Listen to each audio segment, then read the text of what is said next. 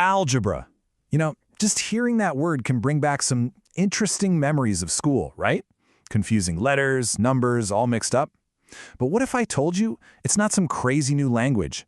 What if it's just a secret level of the math you already know and use every single day?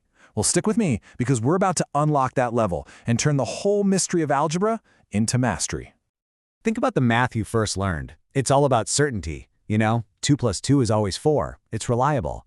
But what if math had a mystery element? What if there was an unknown that we had to figure out? Kind of like a detective solving a case. That right there, that's the simple shift in thinking that opens the door to the entire world of algebra. So, here's our game plan. We're going to start in the familiar world of arithmetic, then introduce this idea of the unknown. After that, we'll cover the rules of the game, learn a really neat shortcut, and then finally, we'll see why any of this actually matters in the real world. Okay, first things first. Let's connect algebra to what you're already an expert at. This isn't a completely new subject. It's really just a new, powerful way of using the same old addition, subtraction, multiplication, and division that you've known for years. See, in basic arithmetic, the only real unknown is the final answer. We have the inputs, we know what to do with them, and we just need to calculate the result. It's a straight line from the problem to the solution. Now, look at this subtle little shift. On the left, we've got a blank space, just waiting for the answer. But on the right, we give the unknown a name. We call it x. The second we replace that blank space with a symbol, we're not just finding an answer anymore. We're defining a variable. And that, my friends, is your first real step into thinking algebraically. So we have this idea of an unknown symbol. Now what? Well, now we get to treat it like a puzzle. In algebra, our main goal is to figure out the value of that secret symbol using the clues we're given in the problem. And the main tool we use to solve this puzzle is the equation. An equation is really just a promise. It's a statement of balance. It promises that whatever is on the left side of the equal sign has the exact same value as whatever is on the right side. And keeping that balance is the absolute key to solving everything in algebra. Now, usually the unknown isn't just sitting there by itself. You get a puzzle that's a little more mixed up, something like this. This equation tells us that some secret number x, after we subtract 2 from it, equals 1. The equation is balanced, but we need to do a little bit of work to figure out exactly what x is. To solve this, our goal is to get x all by itself. Think of it like a perfectly balanced scale. To get x alone, we need to add 2 to the left side to cancel out that -2. But remember the promise? To keep the scale balanced, whatever we do to one side, we have to do to the other, so we also add 2 to the right side. And that's how we start rearranging the puzzle pieces. And there you have it. After that one simple move, the puzzle is solved. We've rearranged the equation to clearly state the unknown's value, x equals 3. See? That's the whole goal of solving an algebraic equation, to get that variable alone and reveal what it's worth. But just like any good game, algebra has rules, and these rules are all about how we use those symbols, and they're absolutely essential for making sure everything stays clear and consistent. No chaos allowed. There are really just 3 key rules to remember. First, x can be 3 in one problem and, 100 in the next one. That's totally fine.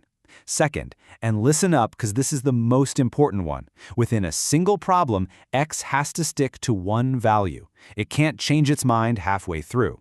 And third, if you have different symbols like x and y, they can sometimes end up being the same number. Let's really hammer home that second rule because it's the big one. If you see the equation x plus x equals 10, you can't just say, oh, the first x is 6 and the second one is 4. No way. That would be total chaos. Because the symbol is the same, the value it represents has to be the same. So in this equation, both x's absolutely must be 5. Consistency is everything. Okay, you ready for a clever little shortcut? There's a sort of hidden instruction in algebra, a default operation, that lets us write our equations in a much cleaner way once you know the secret. If we wrote out algebra the same way we write basic arithmetic, spelling out every single operation, it would look something like this. I mean, it's correct, but all those little multiplication stars, it just looks cluttered, doesn't it? A little busy. But in algebra, that same exact equation looks like this.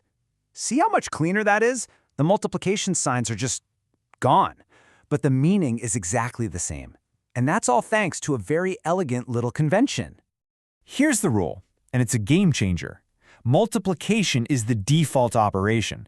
If you see two symbols or a number and a symbol sitting right next to each other with nothing in between, you just assume they're being multiplied. It's a simple, brilliant shorthand that makes algebra so much easier to write and read. Now, there is one crucial exception to this rule, so pay attention. This default multiplication thing does not work for two known numbers. Obviously, right? If you write 25, it means 25, not 2 times 5. To show multiplication between two numbers, you still have to use the multiplication sign, or, and this is way more common in algebra, you use parentheses. Okay, we've got symbols, we've got rules, we've got puzzles. But I know what you might be thinking. What is the point of all this? Why does algebra actually matter? Well, in this last section, we're going to see how these abstract ideas connect to the real world in some incredibly powerful ways. This is where algebra stops being a bunch of X's and Y's on a page and starts changing the world. I mean, it's the language that's used to design the lenses in giant telescopes, to calculate the perfect slope for a roof, to predict how populations will grow, and even to model the exact path of a ball flying to the air. It is the hidden engine driving modern science, engineering, and economics. And at the end of the day, that's what algebra really is. It's a language. It's this incredibly precise and powerful language that lets us take the messy, complicated patterns of the world around us and describe them with elegance and clarity. It lets us see relationships and actually make predictions about the future. So I'm going to leave you with a challenge. You now have the basic grammar of this amazing language. So look around you. What's a puzzle in your own life? I don't know, from figuring out your budget to your commute time, that you could now describe with an equation. The world is absolutely full of patterns, and now you have a brand new tool to see them.